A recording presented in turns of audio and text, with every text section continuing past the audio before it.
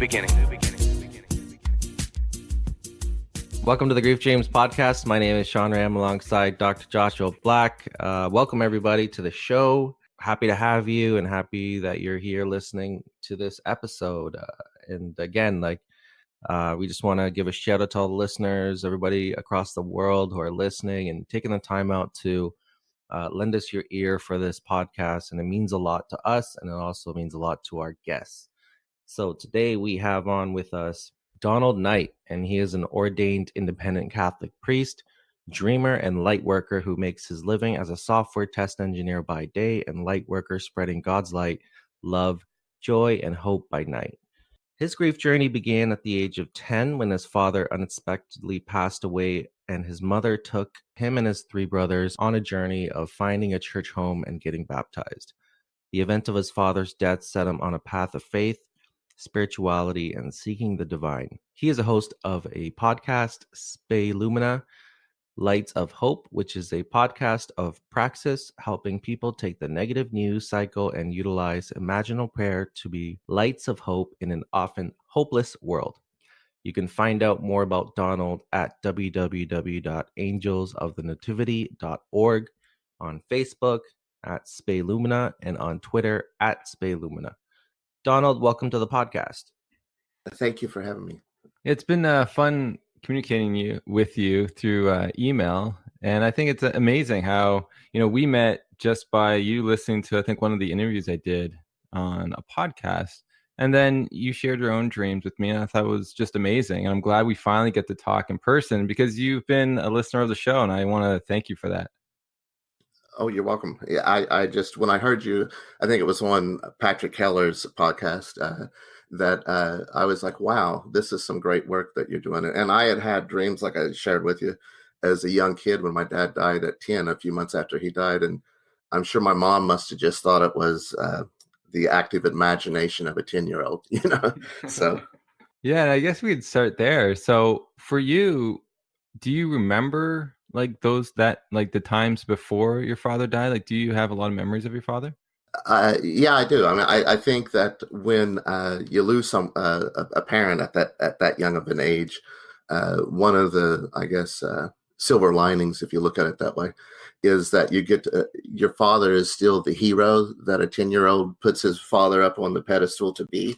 You haven't had, and so I have a lot of great memories of my father, and just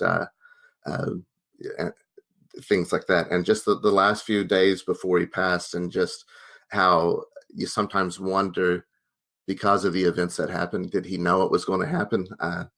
But yeah, I have a lot of great memories. So what are some of those that come to mind? Because I'm curious, because when I think of my childhood, I don't remember a lot just because the environment was pretty chaotic. So for you, what were some of the moments that you remember with him? One of the things I remember most, and I have to clarify this, and if I get too wordy, you all stop me and you can edit this part out. But one of the things I remember most is the evening before he passed away. He died unexpectedly of a heart attack at his machine shop on a Saturday morning.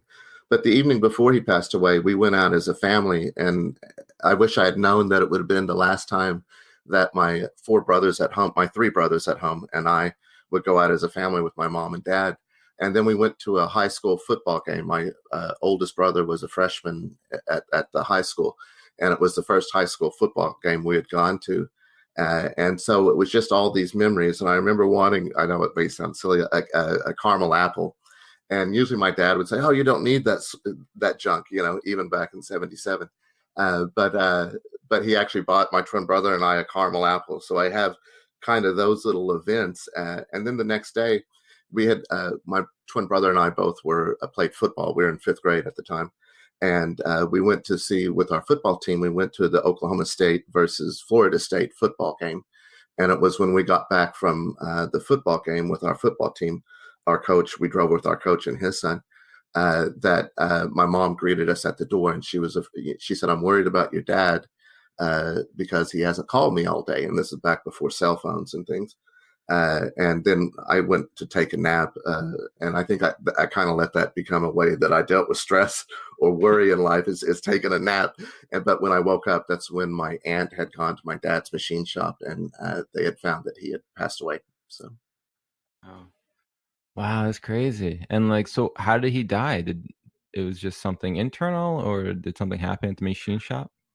No, he just had a heart attack at his machine shop, and no one was there. It was a Saturday, and it was only he and he. I think he may have had one or two other employees, and so no one was there to assist him at that time. So Wow. So what was that like for you? Like that's a shock, like, and especially as a child when you're just having these fond memories, you're playing football and like he's buying you stuff he shouldn't be buying you. So what was it like to hear that news, and like how did the funeral go? Like was there a funeral? there was a funeral. I mean, he died on Saturday, and interestingly, we had his funeral by 9:30 a.m. on Monday. So he died on October 1st, and his funeral was October 3rd. And it was just, I think you're just in a daze those first few days. You're just kind of in this almost like a dream world, not just because your podcast is about grief dreams, but because you, as a 10-year-old, you just don't understand it. I remember the advice that more than one of my uncles said to me before the funeral was, be sure and be strong for your mother, and don't let her see you cry and things like that. And I look back now as a 52-year-old man and thinking about, I would never tell any 10-year-old boy that just lost his father unexpectedly. You had a guest on recently about Irish wakes, and he was talking about how we've made mourning a commercial business, and it's all about private mourning when death comes. And back then, I've not been to a funeral in a funeral home since my dad's death.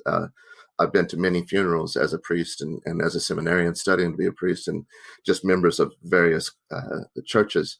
But they've always been at a church. But back then, it was a private mourning because the at the funeral home chapel, at least, the people would gather for the funeral. We're in like a congregational area, like any church, but the family was set behind a screen, if that makes sense.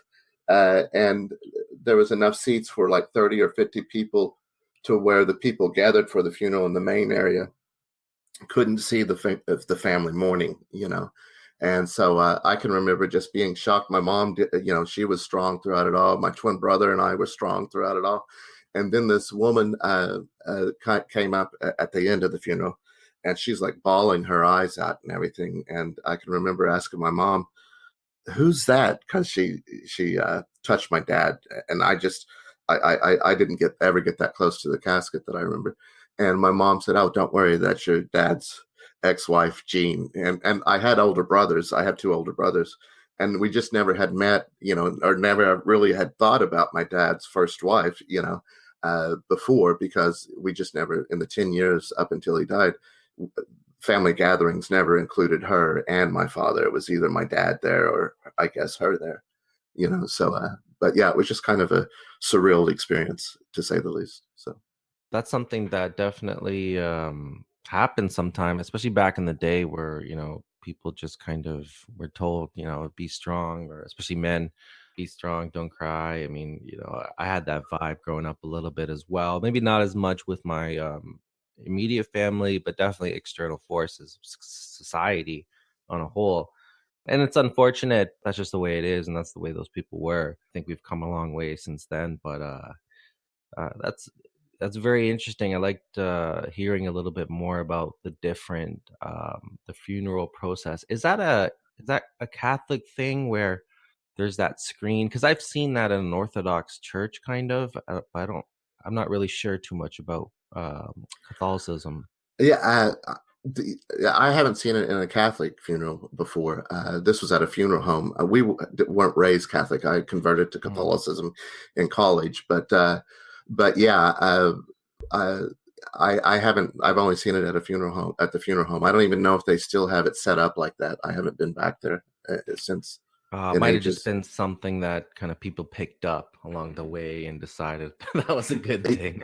Yeah, and they thought it. Yeah, exactly, and maybe thought it's respectful to let the family, Yeah. be private. Yeah, so. Mm. I could see too, people maybe were able to mourn better when it was private. Like even though they know they're there, but the screen may help them, I guess. as the Irish people would say, the keen Uh-huh. or whale or ball a little bit easier because they're in this, like, they can't see the other people. So I don't know, like, yeah, exactly why that started, but it's not there anymore. Yeah, yeah, exactly. And so, after your father died, did your mom ever remarry, or was it something that you had to just, you and your brothers and your mom just, like, tried to figure out on your own on basically how to become a family without your father? Actually, my mom never remarried. She's been Wow. a widow. She's still alive, and she's been a widow longer. I talk to her about 2 or 3 times a week when I drive home. It's easy to talk on the phone and kind of bite because I have a 45-minute commute. And she she's been a widow longer than she was a wife. And with us as a family, I think that we just kind of set out to get back to normal, whatever normal was, And as you've heard a lot of your guests say on the show, some of your friends that you think will always be there, particularly for my mother, sometimes they don't know how to. It was only her closest friends that really stayed in touch. The others, I guess and maybe you've experienced it yourself with loved ones or people that you care about who lose someone. uh, Sometimes that initial contact of saying, "Well, how's it going?" It's kind of hard to make that first communication, that first reach out to say, "How are you all doing?" So we just kind of set out to get back to normal, and we really didn't talk about it that much. Ironically, looking back, that I recall, it wasn't. Mom didn't worry about. I mean, it's not like she thought that we should go get counseling or anything and talk about our grief. And as a family, we just kind of wanted to make sure that we stayed together and did things that helped keep us together. Initially. So. That's interesting. Yeah, I'm glad you guys bonded together.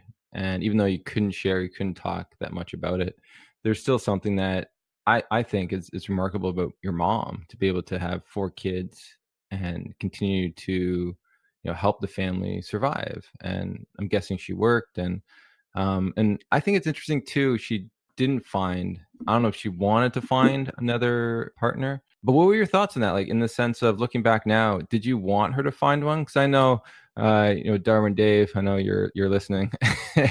He lost his father, and he told me that, like, he didn't really want his mom to start dating. Like, it was his mom, and it's kind of like how he wanted it. And so, did you kind of want that too, or was it that? Have you ever asked her why she never maybe dated? I know that growing up, she always said, "Well, I always wanted to put my boys first," and mom still to this day still wants to. At 79, she'll be 79 on the 20th of this month. Uh, she always just wanted to put us boys first. I mean, she dated and she went out, and things, but it's not like any serious contenders came along. And of course, there was times when those first few years, if she dated, I think my twin brother. I can remember when we first got our Atari. One of the guys she was dating is the one that helped set up our Atari 2600 system.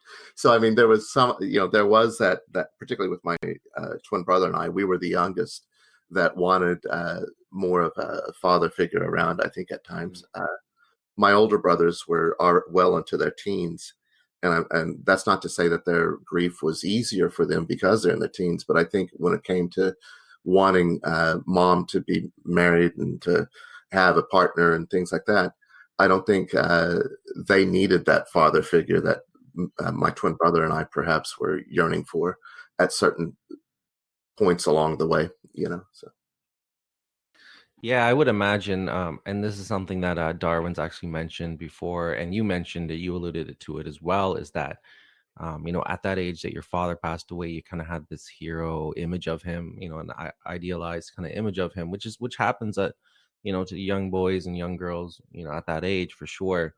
So it would make sense that you wanted that the complete package, that everything that came along with it, and yearned for maybe the teenage years, maybe those years where your dad you would get upset at each other and whatever. You miss out on those things. So I could definitely see that.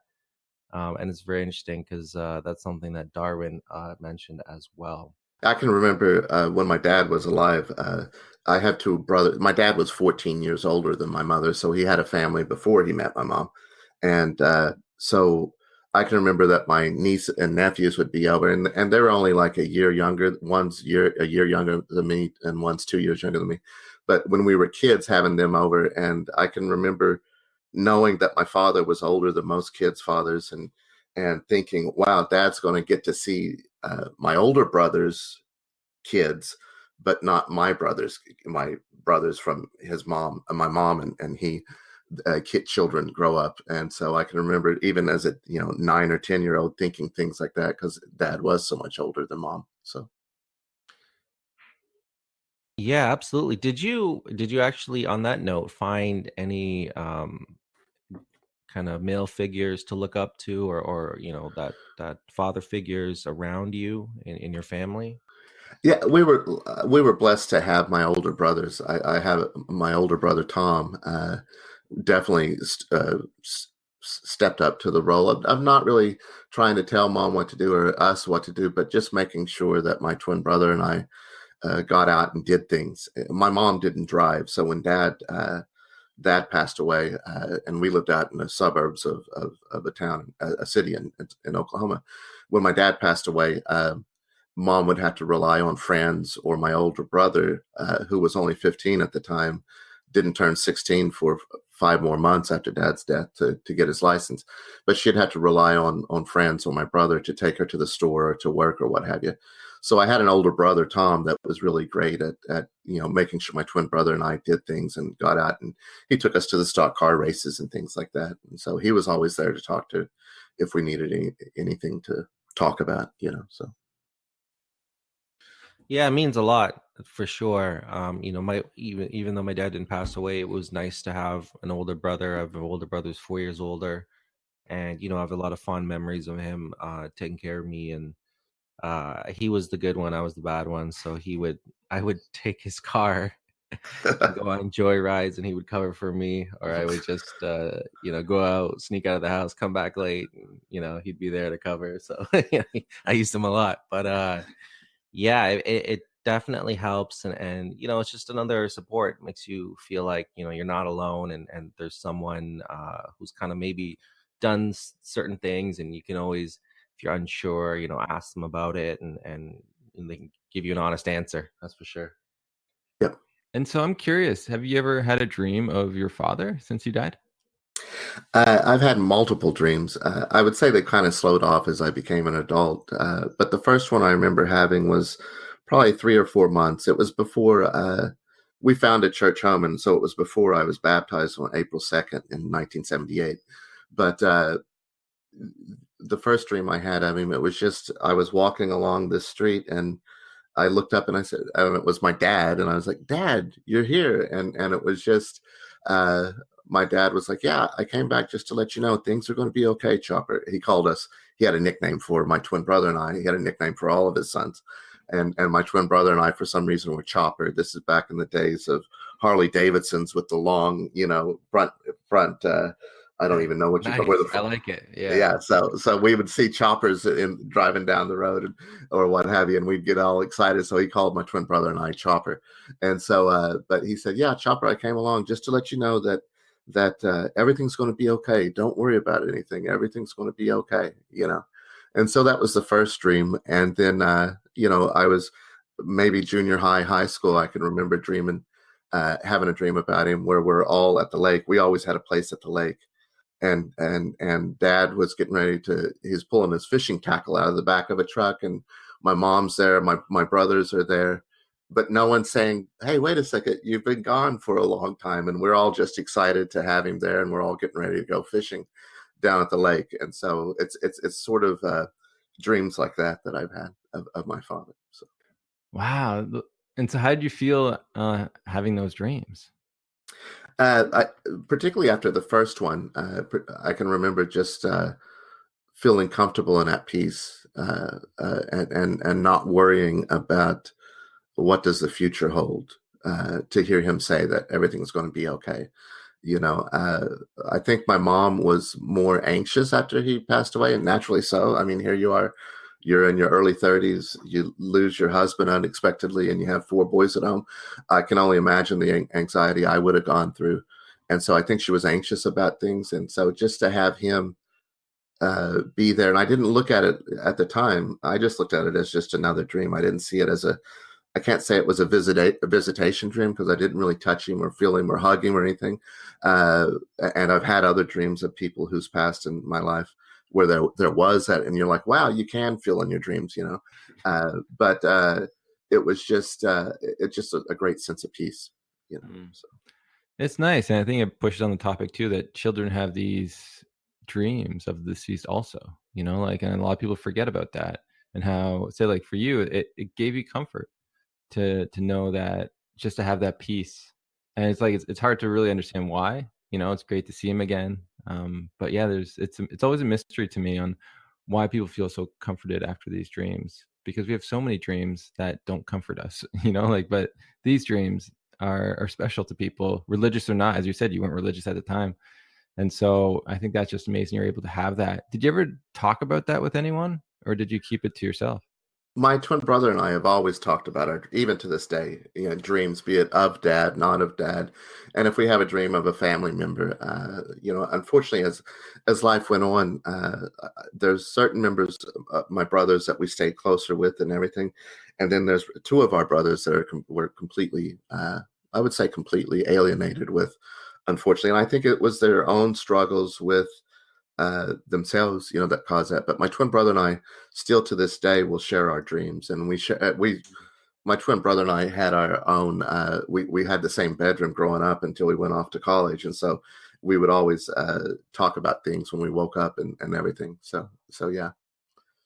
Well, it's incredible to have. That's really cool to have someone growing up that you can trust and really who believes you and doesn't look at you like you're crazy. Like we've talked to a lot of different people, we've even talked, we talk to husband and spouses, and they don't really talk about their dreams amongst each other. So I think it's great. I think it's a good connection and a good bond. And again, I think it's great to have someone you could talk to about your dreams. I mean, that must have really progress you forward and help you understand them better. Do you dream frequently and remember your dreams? If you were to ask my partner Jason, he would definitely say that that's the case, because I'll wake up and say, I had the craziest dream last night. Da da da da da. He's like, you dream too much, and so yeah, I do. I have these I have these dreams where I'm like, yeah, it was a parallel universe. You and I lived in this condo in the city. We live out in the country now, and I said I can tell you how to get to the subway station. You turn to the left as we exit our building, and it's like 4 doors down, and you can go down, get on the subway. And so, but yeah, does Jason look at you and like, all right, enough. Exactly, absolutely. So, and do you remember them? Like, or do you write them down? Like, how does that go? I try to remember them. Some of them I do write down if they're very vivid. But yeah, I try to exercise that faculty, particularly as you get in your 50s. You all don't have to worry about it for a little bit longer, of trying to remember things. Why did I come into this room? Oh yeah, I meant to get this, get that. But I try to exercise that faculty of memorizing things. So. No, it's fascinating. I'm getting into trying to recall dreams and trying to go about it, and it's not a right away, oh, tonight if I do it I'm gonna start remembering them all in entirety.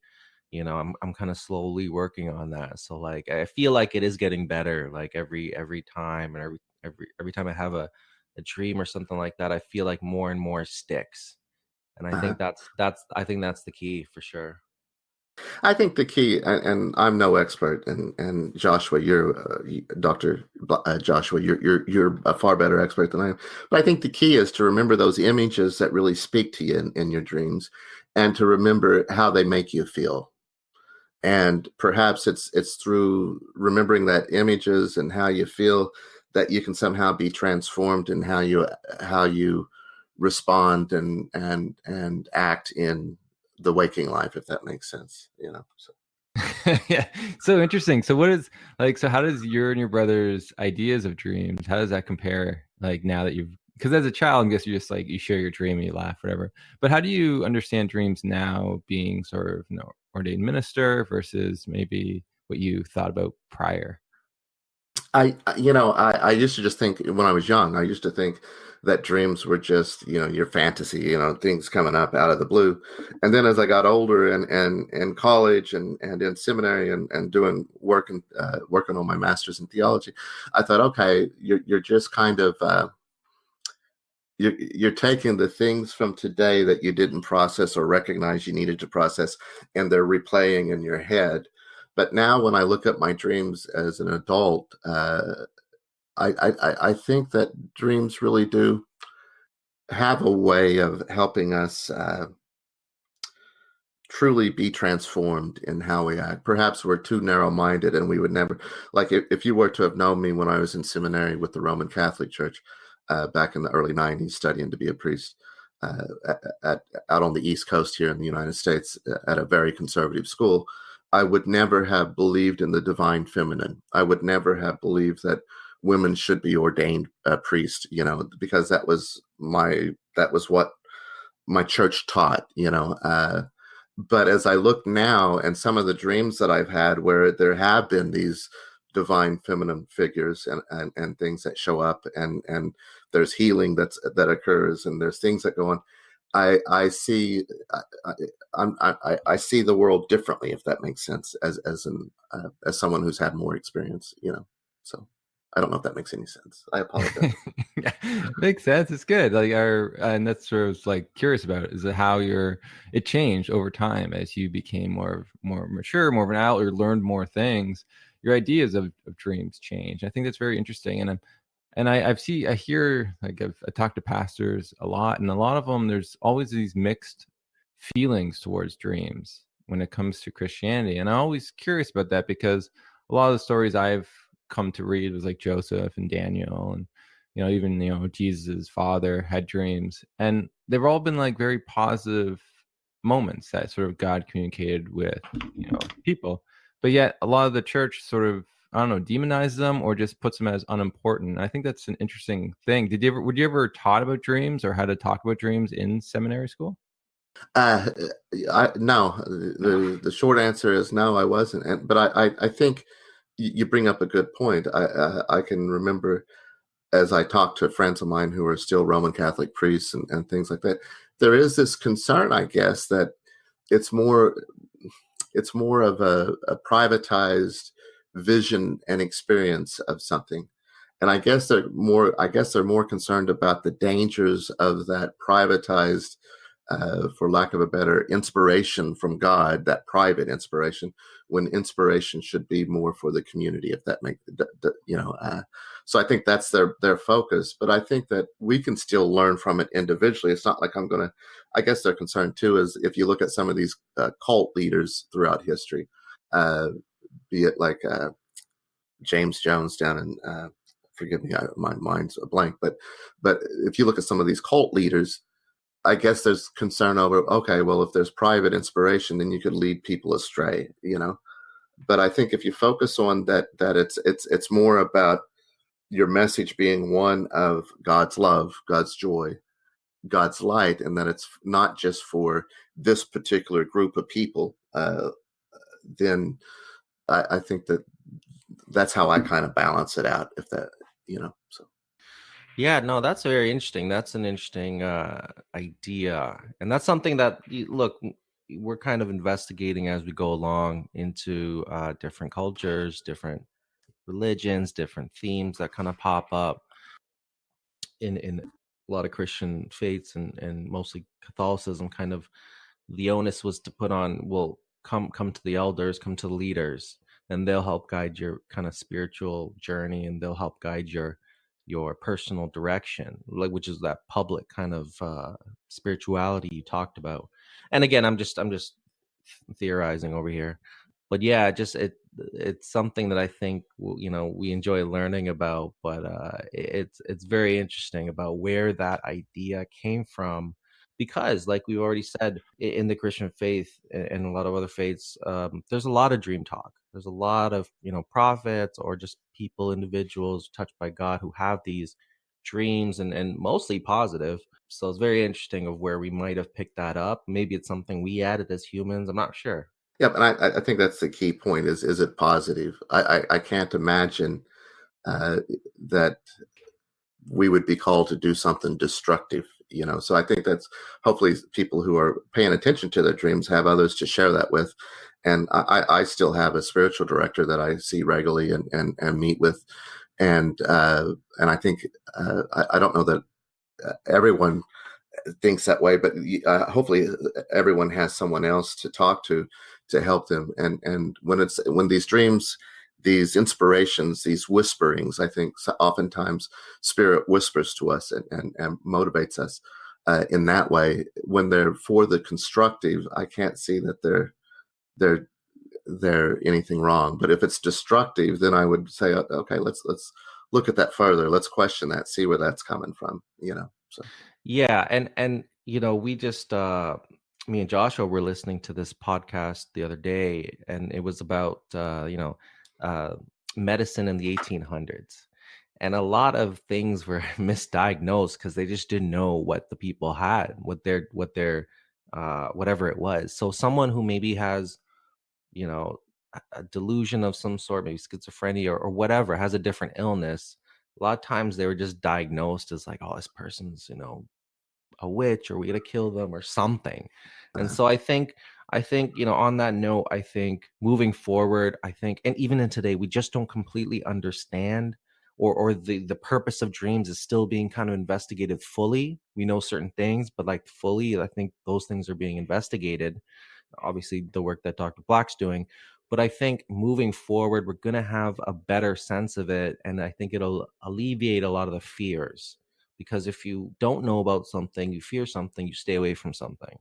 And I think that's where the usefulness of understanding dreams, if you're staying away from it, you're not going to get any use from it. So I think just understanding and removing the fear will kind of help people understand them better, which, is a great thing, obviously.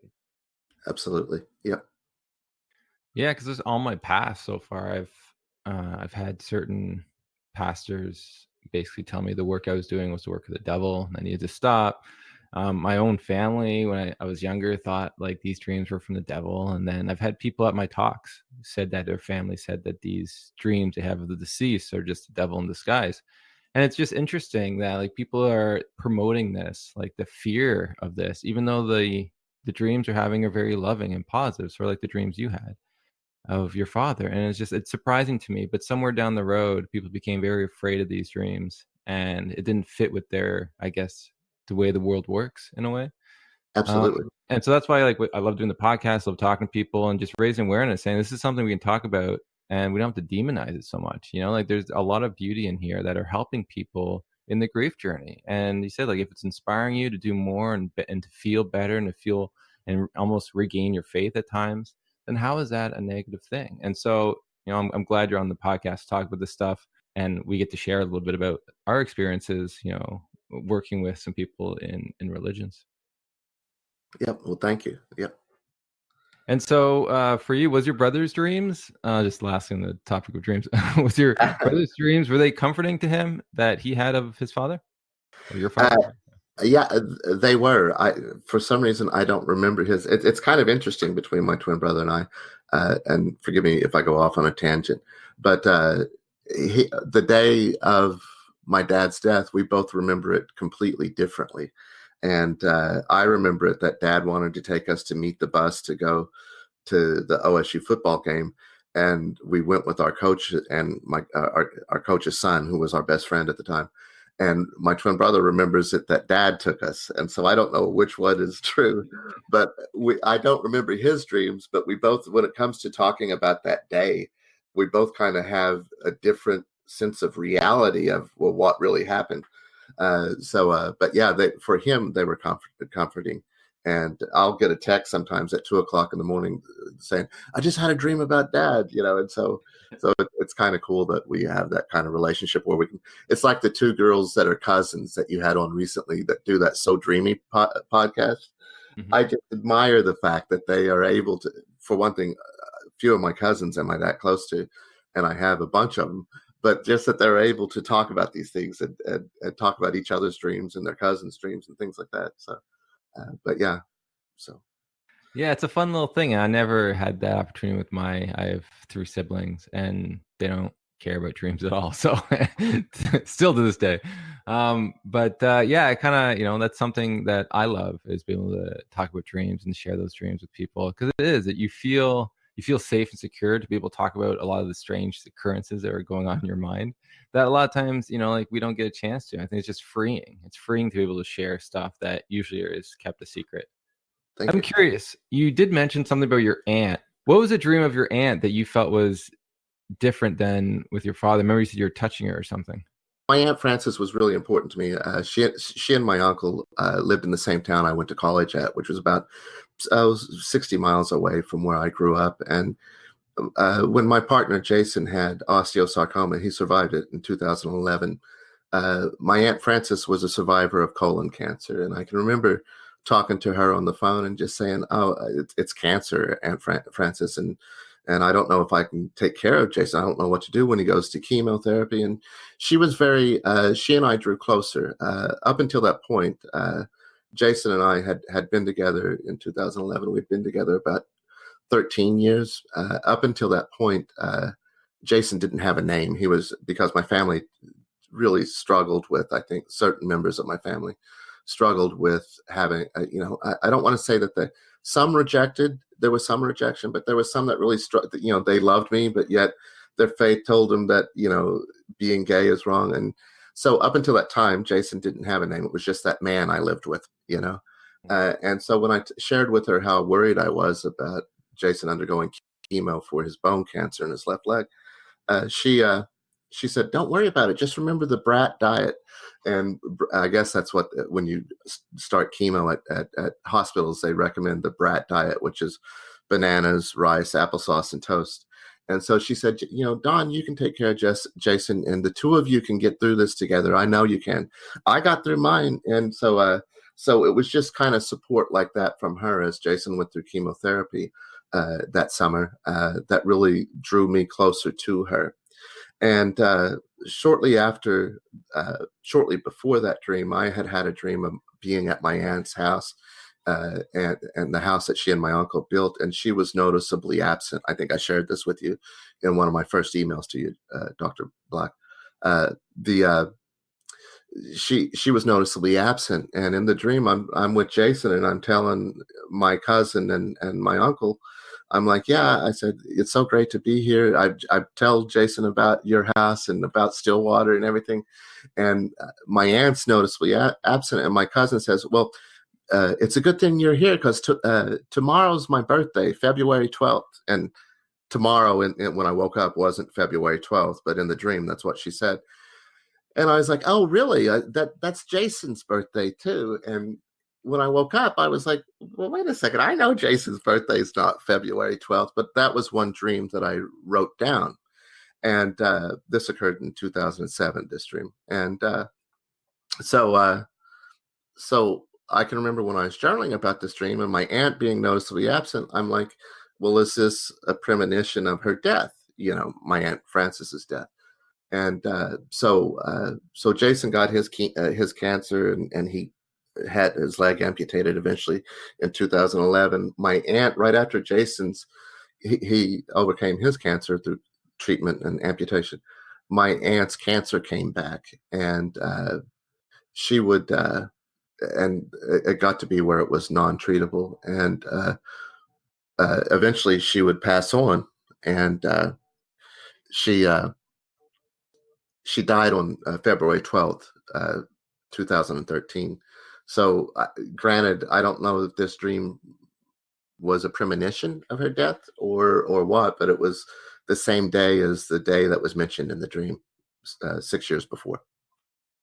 Oh, that's interesting. And have you had a dream of her since she died? I have had a dream of her since, and one of the things we would do, she was one of these, how when you find that person in your life, and this is an aunt that just was I feel like the world's less gentler, less loving place without her. She was just really very caring towards everyone that she met and knew, and in her family. But she and I would get together, and one of the things we would do is the first day it was cold enough to light the fire in their fireplace. She'd say, "Don, your Uncle Liesl cleaned out the fireplace. You want to come and have some hot chocolate? It's cold today and it's snowing." It by Oklahoma standards at the time, it was just spit and snow, nothing like you all get up in Canada. And she'd say, "We can light the fire and I'll make some hot chocolate." And she made this wonderful chocolate sheet cake that was just to die for. It was like very rich brownies, with a nice frosting on top. And so I'd go out there, and she and I would she was one of these people that you could just be in her presence. You could be calm in her presence. And we'd read through magazines, or we would just sit there and read and say, "Hey, look at this recipe," or "Look at that recipe," or "Look at this," And I just really, truly enjoyed her presence. So that's what this dream was of my aunt.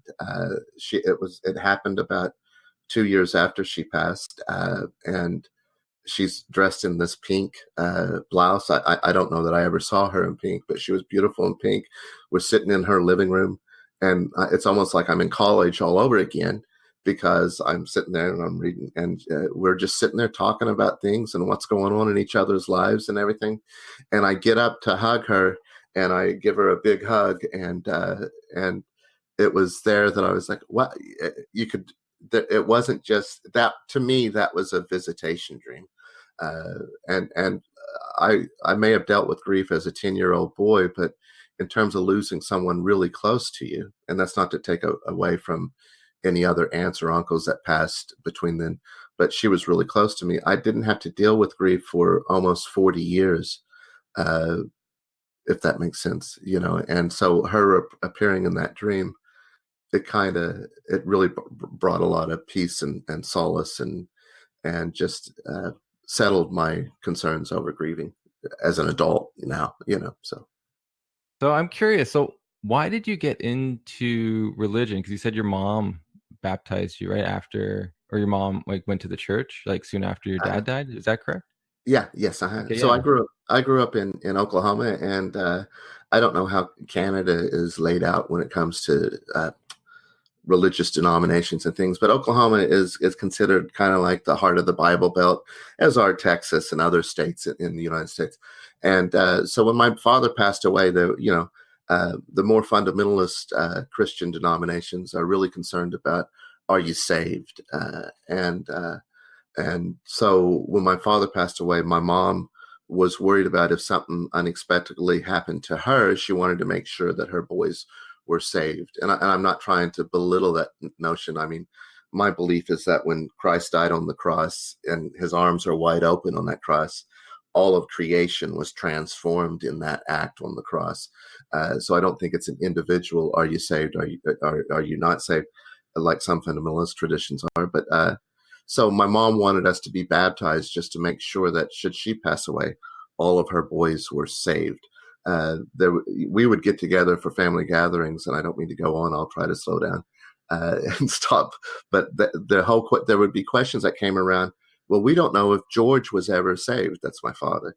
And so we don't know if he is in heaven, because if you're not saved, at least at this time in the Baptist church and other fundamentalist traditions, if you're not saved, then you're not going to heaven. And I just can't imagine why people would have discussions like that with the children of the deceased in the room.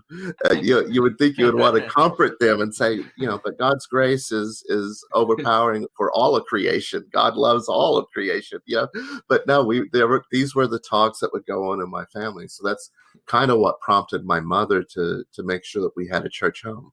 And so we found a wonderful church. It was a Disciples of Christ denomination, Christian church here in the United States, and we were baptized there 42 years ago. Like I said, today, I know this won't be broadcast on the same day, but on April 2nd, 1978, my twin brother and I were 41 years ago. Excuse me, my twin brother and I were baptized there, and so it was that was when I became baptized. I did it just to please my mom, because that's what she wanted. And we were all still in shock from my dad's death. It was only 6 months after his death. And then, so faith was always important. My mom is this wonderful prayerful woman. If we couldn't make ends meet, and she was worried about paying the mortgage, or she was worried about getting groceries for her 4 boys, somehow, some way, my mom's prayers would be answered, and the next day, you know, that either she found another job to do or something, or there would be we would get money somehow, so it was she's very much a woman of faith, and both of her grandfathers on her side of the family were Church of the Nazarene preachers, and so in Oklahoma, growing up at that time, particularly where we were at, if you didn't go to church on Sunday, people kind of noticed, they didn't hold it against you. It's just that they would notice, and they would say, yeah, they don't have a church home. So that's what prompted my mom. And so that's what prompted me, so. That's a very interesting journey. So coming from where you came from, kind of growing up in a area of the United States that finds religion very important, family, and taking the road that you took, what how do you view your faith now? How does your journey look like? And what is it about your faith when you look back and you reflect on it? How does that look like? Looking back, I think that my faith is what's given me hope for the future, and hope for just moving on. And as I look back, I think I don't, as a gay Christian, which may seem anomalous to some people, I don't see faith and religion about so much about dictating these are the rules you must live by, and this is what you must do, and this is what you must believe, as much as it is about hearing that gospel message, and hearing the message of God's intervention in creation history, and seeing that all of God's intervention, at least if you look at the Hebrew scriptures and the Christian scriptures, it's all about an expression of God's love for all of creation. If we look at Joseph the dreamer, who was sold in slavery by his brothers, but yet years later he would help save his brothers as they came to where he was at, and he would help feed them and protect.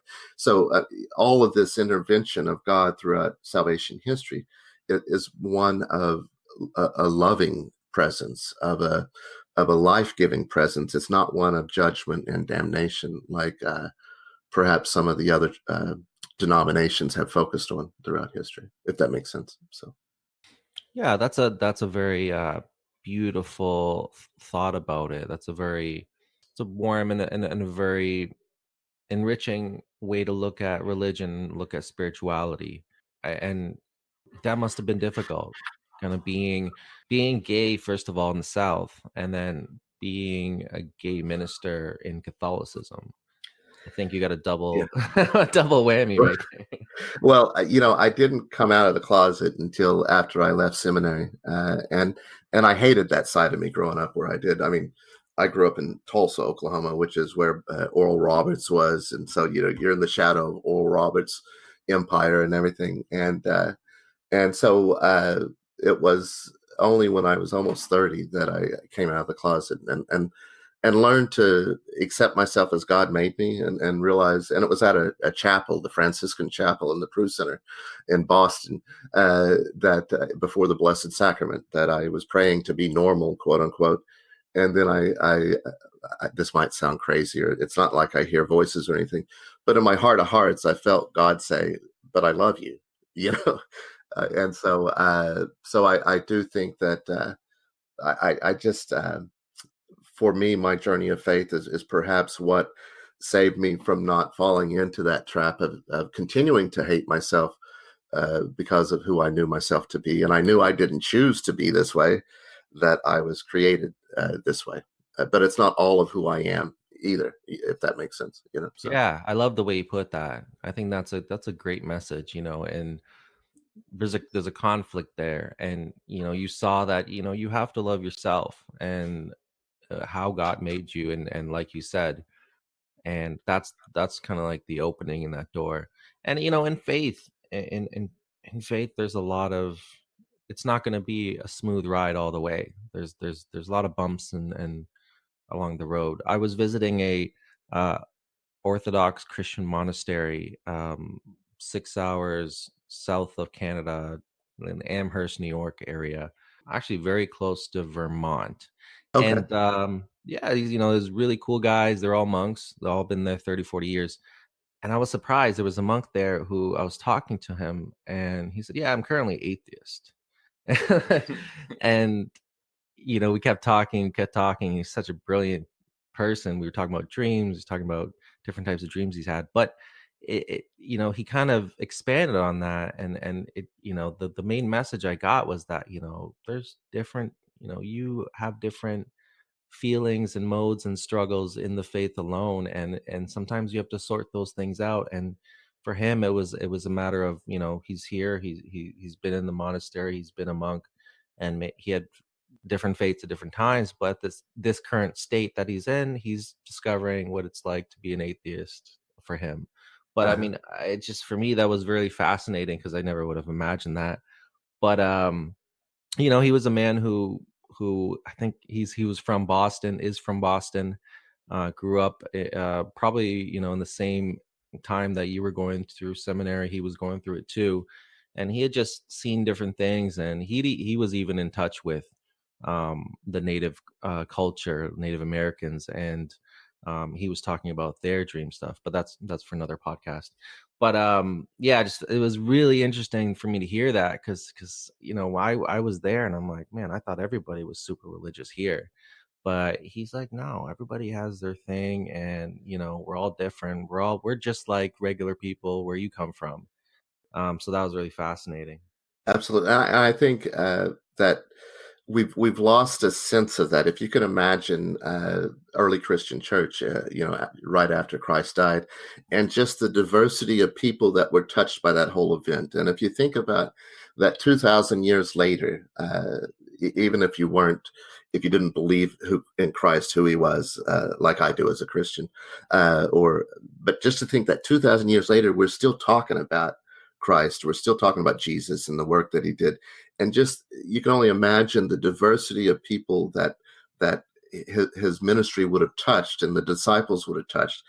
And this monolithic church of the Roman Catholic Church, and that's fairly new. I mean, granted, it's been around for thousands of years, the Roman Catholic Church, but this monolithic notion of what it means to be church, I think the Orthodox Church, they perhaps are the ones that best preserved what the early Christian church must have been like, because it's really about this individual. It's about putting more power in the community, if that makes sense. The head of each Orthodox community has more control and power, whereas in the Roman Catholic, it's this monolithic notion of being Catholic, and it's the Pope, and then the cardinals, and then the bishops. So I think that's amazing to see, and you're seeing it firsthand, the fruits of that kind of notion about Christian faith in the Orthodox Church, and that you can actually have a man who's an Orthodox monk at an Orthodox monastery, who sits there and is comfortable saying, "Yeah, right now I'm an atheist." I'm going through this stage where, so I think that's healthy. It's a healthy way. It opened up my eyes to a different side of Christianity, as a person who's grown up Christian his whole life. And again, that particular monastery models itself after, it's called New Skeet, but it models itself after one of the first monasteries in the world, which was in Africa, an area called New Skeet. So way back, hundreds of years, probably a couple hundred years after Christ was on Earth. And you see all this, it's, the variety is immense. I mean, we were talking to my friend, he's Ethiopian, and we're talking about Ethiopia being such an old place for Christians. And it's just amazing, and it's just incredible. With now you look at all that, and you look at, obviously it's got so many influences and so many directions, but it's really incredible too that the core principles kind of remain the same. Yeah. I'm really curious, because we chatted a little bit about relics after Rebecca came on the podcast and talked about her pet lost jewelry. And you mentioned that's kind of something that's, been happening with relics. Could you talk a little bit about that? Absolutely, and I'll share with you my understanding of relics. And I just want to clarify and say I'm not an expert on relics, but if you look at in the Catholic Church, there's still a tradition where, and when I say Catholic, I don't just mean Roman Catholic. I mean Orthodox, Greek Orthodox, uh, other Orthodox churches, and the Episcopal Church, the Anglican Church. Those are all one holy Catholic Church, right? And so, but there's always been, from the earliest of days, we've tried to keep a souvenir, even like I was sharing with you, Joshua, Dr. Black, is that the pieces of the supposed pieces of the cross were saved and throughout history, and it was actually Google it. It's actually an interesting history. It was Constantine's mother that supposedly recovered it in 460, 470 when she went to Jerusalem, which is kind of interesting. But how relics got to be preserved of the martyrs and of even Jesus's cross and the Via Dolorosa, the path that he walked, was because you have to remember that to be Christian at one time, right after Christ was crucified, it eventually got to be outlawed. So the church was underground, and they would meet in the catacombs. And so as people were martyred for their Christian faith, the Christians would go and recover their body and privately, secretly bury them in the catacombs. And so relics have always been, and relics can be a first class relic as a piece of the saint themselves. And at first it was the martyrs who died for their faith, because it was like Christ dying for his faith, dying on the cross, so it would be pieces of their bone, just the remains of them. And some of them, there's a whole history on, how they were, as wealthier nations came in and invaded these areas, they would, perhaps take the relics of a famous saint and move it elsewhere. But that's how it got started, is in the catacombs. And then as Christianity got legalized, they would build churches on those holy sites where the catacombs would be, or where they knew a saint had died.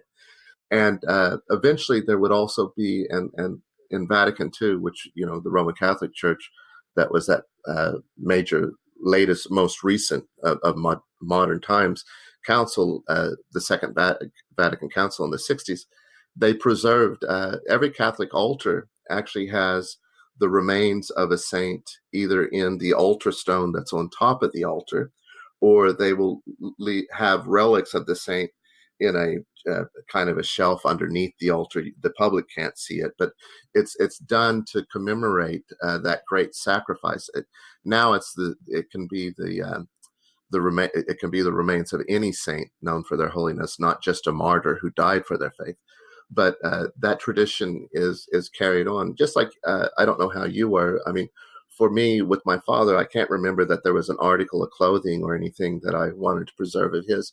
But he did leave behind all these old country and western records, and so the old twangy country and western. So this is back in the days of the 80s, late 70s, 80s, when we had stereos, record players. So I'd come home from school if I was feeling very sad or what have you, and I would put on some of my dad's records, and they were some of the saddest, some of the, Willie Nelson's "The Party's Over," "Your Cheating Heart," things like that.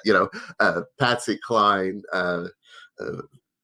those types of sad country songs. But somehow, some way, knowing that my dad listened to those, and I would always see him happy and dancing with my mom in the living room when he was listening to some of these sad songs. That was my way of kind of still bringing about being in the presence of my father, for lack of a better word. So his old albums were my relics, and to this day, I still love the twangy, sad, old-fashioned country and Western music over most of today's modern country music. So, but yeah. Yeah, it's pretty funny.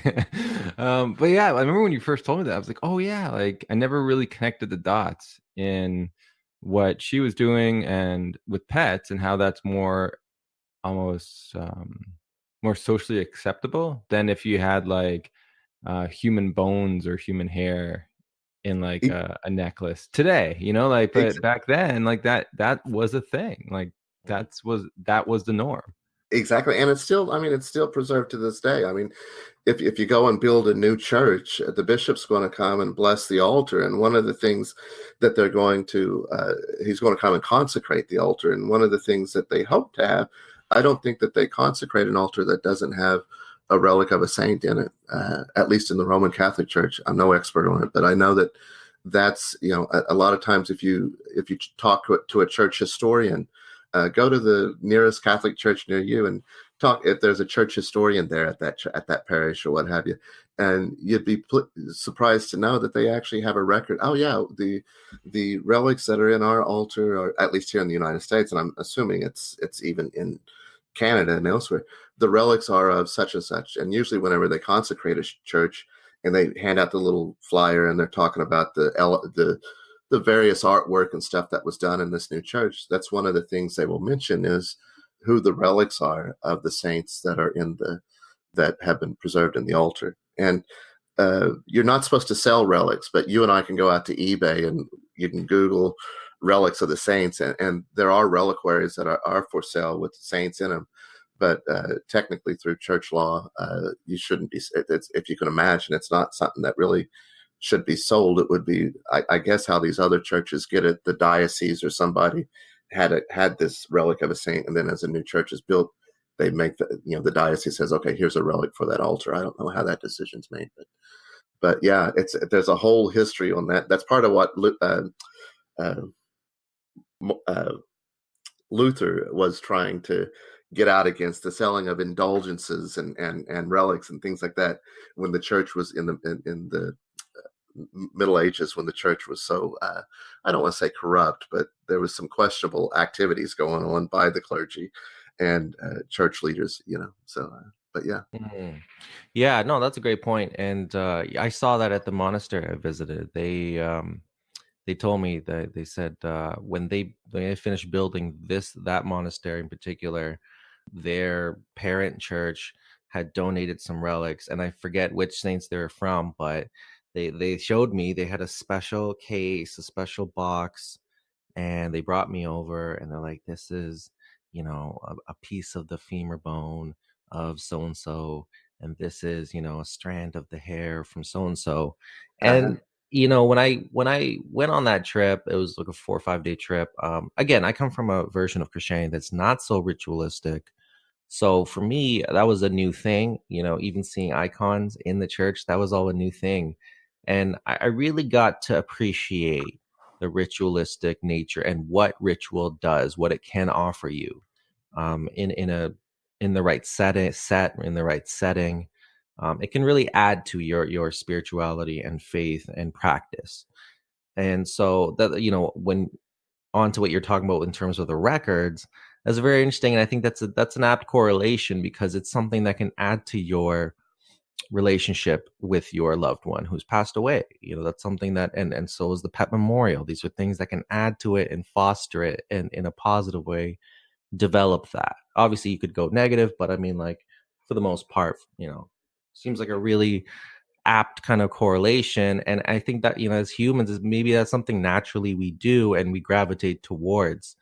And it's something that, whatever it does to us, it gives us something. Yeah. And I think the best way, in terms of your grief journey, I think how these things help is that it dulls the edges and the sharpness and the pain of their physical loss no longer being in our lives. But we can go back to these things, be it the memorial jewelry or listening to my dad's records, and you realize that he's physically not here to talk to anymore, but it kind of brings you back in that presence, and that it's not as sharp and painful to acknowledge that he's no longer here. But in a way, he is here in the joy and the love and the good things that you share together, that those memories evoke, if that makes sense. So.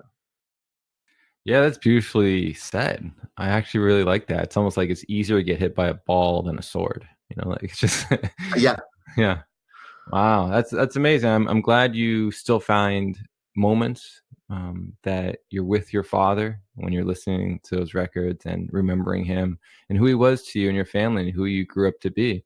And I think you'd be definitely proud of the choices you've made and being able to make some difficult choices on what's best for you, not what's, like, and I think those are the things that make us human and make us those loving individuals that with compassion, when we can start, taking a stand for some of our beliefs and what we stand for and what we hope love should look like and what love should look like. And I love everything you're doing. And I want to mention before we get going is your podcast. So your podcast is about hope. So you want to talk a little bit about that and why you started that? Mine's not, I don't get as many downloads as you all get, but the reason why I started it is that, particularly here in the United States, it seems like in the past 2 or 3 years, the news cycles are just about negative things, blaming, shaming, the bad things going on, and it's more about being divisive, dividing us as a country more and more. And so I really felt drawn, and I wrestled with it. I'm like, well, I don't know what to do. I really felt drawn to do something about it, and it was through listening through podcasts like yourselves and Darwin Dave's dealing with my grief and others that I'm like, wow, this might be a great medium to do something. And so I am no theologian. I think theology has only helped to, I don't know that theology has ever saved lives, but I really wanted to a lot of times if you talk to people about prayer and spirituality and faith, not just religion, but prayer and spirituality and faith, they're more interested in praying, and they say, I don't know how to pray. And like I said, I was introduced to the works of Henry Corbin, and Henry Corbin influenced great minds like Jung, who takes it onto these archetypes. And to me, that's a bit too heady. But really what I hope to do in this podcast, and I hope I've been doing, is that you can take some of that negative news that makes us want to react one way or the other. Oh, I hate da da da da da, or oh, that's just like them, da da da da, or make us be more resolute and in our and narrow-minded in our own position if we agree with it. And I hope to take some of those news and to be able to take that and truly try to help, because sometimes we can use words to pray, and it's hard to see God answer our prayers. But if we can't envision or imagine, and I'm not talking just imagination, I'm saying if we can't envision or imagine God's presence, the divine light in that, then I think we're kind of in modern times, we've kind of lost touch with that imaginal faculty that we have.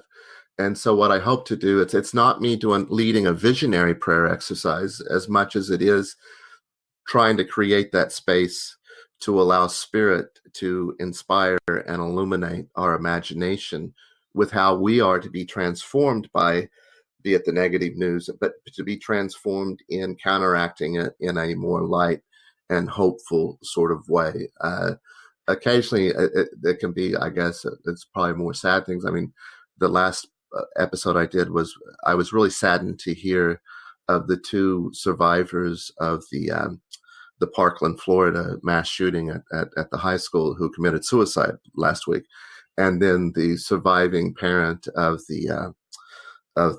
one of the students that were killed in the Sandy Hook mass shooting, how he died by suicide. And I should have said died by suicide, not committed suicide, of the other 2, because it's important to use to say died by suicide, not committed. And so that was more the more recent one's a little bit more somber, but it's really more about trying to help. If you listen to the news or the media, it would be easy for darkness to win, if that's all you listen to, and if you talk to a lot of senior citizens, at least my mom and others, that they're so influenced that they do, but my hope with it is to take that and be inspired to be transformed and be that agent of hope in the world, if that makes sense. So. Yeah, no, I think it's a great ideal to try to bring hope back into some of the things we're listening to and some of the things that we're reading, because yeah, it's sad. I sometimes even question, I'm either looking at the news feed, I'm like, where are the positive stories in this world? Because every time I wake up, it's like I hear all these negative things or the thing that are wrong with the world, but like what's right with the world? And I think it's great that you're trying to do something to bring the needle, I guess, a little more balance and to try to provide hope. I listened to the last one too, and it was almost like a guided meditation that you're doing. Yeah, and that's what it is. But I'm hoping that I don't know. To be honest with you, I don't know that I'm qualified to do this sort of a thing. I'm just one who prays, and I have a little chapel on our farm, and prayer is important to me, and I'm hoping that it's truly about. I don't want to give you what to envision, as much as it is to provide that space so that Spirit can help you envision how you're uniquely called to be that hope, that light in the world. Because I really do think that we are transforming the world. I mean, podcasts like yourselves, podcasts like others that are out there, that's the good news, I think, is this medium where you're helping tie into that connected consciousness. It's not just about myself and my family and my own little world anymore, as much as it is we see how interconnected we all are, and being part of that light of spreading that light across the interconnectedness, if that makes sense. So Yeah, that makes a lot of sense. And I'm beginning to feel that way as well. I'm trying to shift my focus a little bit into the global community. And I think we are more connected than we realize. Whether it is through social media, through news, through what we're talking about during the day and all that. And you guys are right. Like there seems to be a heavy emphasis on conflict because conflict seems to sell. So that if you're always bombarded by conflict and fighting and opposing ideas that are negative, that's gonna be that's a tough day, and that becomes a tough life because then you kind of have this viewpoint that's a little bit skewed. It is really it's skewed because it's skewed heavily into those daily kind of what you're reading, yeah, or whatever what you're seeing in the news. And a, a podcast like yours is valuable in the sense that you're just adding, you're adding to the more positive stuff, you're adding to the more good options. So now hopefully people can realize that, like, it's, you got to have a healthy balance. If you are going to take in the news conflict, or take in some stuff that's going to be heavy and negative, you should balance your life up with some positive stuff, because there is a ton of positive in the world. We're just trying to, platforms like ours, platforms like yours, are just trying to bring that to the focal point, because again, there's too much of the other stuff. So we're just trying to even it out. yep, absolutely. And I think that the other important thing is that I think our thoughts, what we think, shapes the reality and world around us. What we speak shapes the reality and world around us.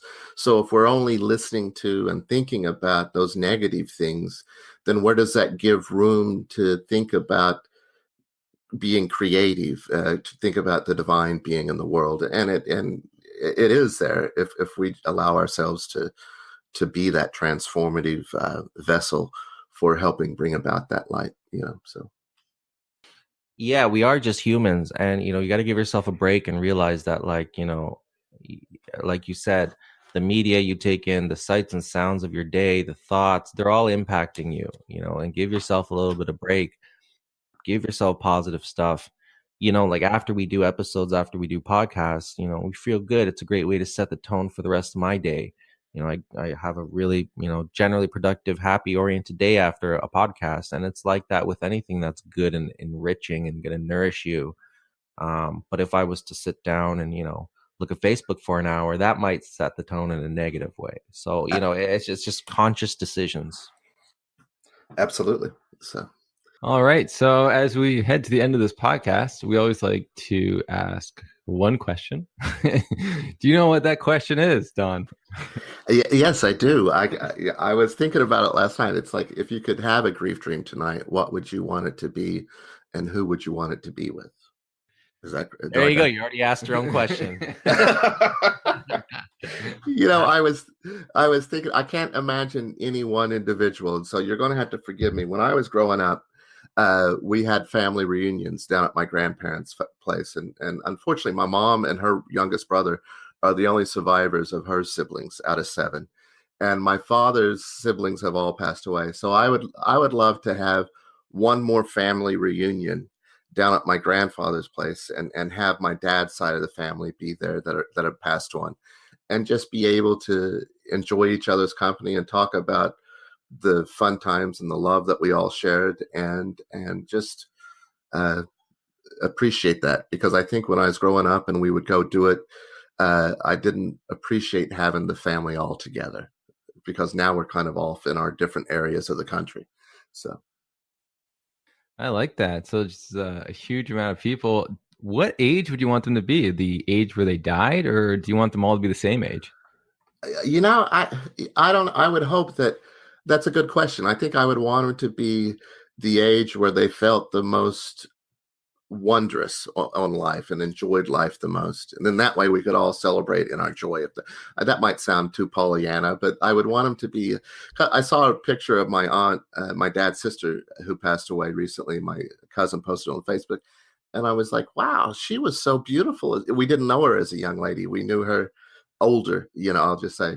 And I was like, wow, she was so beautiful. I never would have thought that was my aunt Hazel, And so I would want them to be at their most wondrous whenever they felt the most wondrous here on life. So Yeah, all their primes. Yeah. So I'm wondering, I'm hungry right now. So is there any food at this event? Oh, my grandmother made the best pecan pie, and she made the best fried chicken, and she had this homemade beef brisket that she would slow cook on the stove, and she made the barbecue sauce herself out of Heinz chili sauce, not to mention a product here, if we could have her green beans always had the most bacon flavor in it. I can cook green beans with bacon, and I don't taste anything. But unfortunately, she would probably be the one, my grandmother on my mom's side. Well, she'd be the one that would be doing all the cooking, because it's her food that would just be that soul food that would enrich all of us, So. I'm so hungry right now, Donald. But yeah, I expected that from a Southern man like yourself, and you didn't disappoint. That's great. I hope you have a dream similar to that tonight, and you have to let us know if you do. But yeah, it's amazing to think about, like all the people that have died in your life. And you said there's a lot of people that you may not have known that are part of the family have died that you want to sort of see. Wow, that's beautiful. Thanks for sharing. Just as we wrap up the podcast, what's one thing that you've learned about grief from everything you've done in this life? I think one of the things in terms of how it shaped me as a child and then as an adult is it's helped me to be more compassionate, and to understand what people may be going through. Because I think, particularly as a kid in the 70s going through grief, not a lot of people really showed that they knew what you were going through. And I think that if I hadn't have had that experience, perhaps I would have been more narrow-minded, not narrow, just narrow-visioned in how I looked at things. And I wouldn't be able to understand the grief that someone who survived something like a mass school shooting, or the grief that someone who lost their husband unexpectedly. I wouldn't be able to empathize with that, So I think that that's what I've learned the most, if that makes sense. Yeah, absolutely. And again, what a beautiful dream, and that hug, that touch that you had, and that's something that kind of we think about when we talk about dreams that really feel real, like they are visitations. And I've had one recently grief dream, and that's what it was. It was the feeling in the presence of my uncle in my case, and it's different. There's something different than the other ones, and I think that's special. Donald, thank you so much for coming on. It's been a really amazing interview. I feel like we could talk for another couple hours. Seem like a really interesting guy, and I just I like your journey and where your journey's taking you now. It's taking you into a place where you want to do good work, and not like you weren't doing that before, but it's something that in terms of the platform and the podcast, that's something that's needed, because people are online and they're listening, and they're there. So the work that you're doing is incredible, so keep up that work, and definitely you can be our new friend of the podcast. That sounds great. Well, thank you all very much for having me on. I didn't feel qualified to be on after some of your guests. You all are doing, and most of your guests are doing such wondrous work, I think, in helping people grieve and heal from their grief. But thank you very much. I'm humbled to be on, and I appreciate it. I've really enjoyed it. Excellent. Donald, can you tell people where they can reach you and your podcast? Okay, I have a blog at angelsofthenativity.org, and then my email, if you want to email me, is fr.donald, Father Donald, at angelsofthenativity.org. So, and my podcast is Spei Lumina. That's Latin for Lights of Hope, and it's on iTunes podcast, and I think it's also on. I forget the others it's on. Forgive me, but you can just Google Spei Lumina. So I'm fairly new at that. So Lights of Hope, I like that. That's what we need, right? We need to like boost that light into hope. Awesome. Thank you again, Donald. And so people can check out our platform at griefdreams.ca for more information on the topic. We added a donation button, and there are perks to those who donate. If you have Facebook, you can join the Grief Dreams group. You can share your dreams or hear more dreams of others. And we're on Twitter and Instagram at Grief Dreams. And as always, we love to end the podcast with love and gratitude from us to you.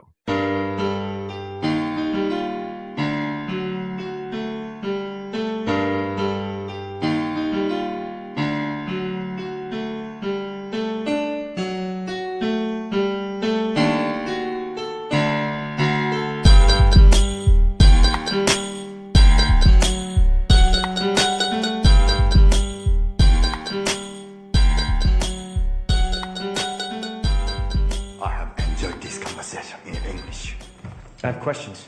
I have introduced myself. You have introduced yourself. This is a very good conversation.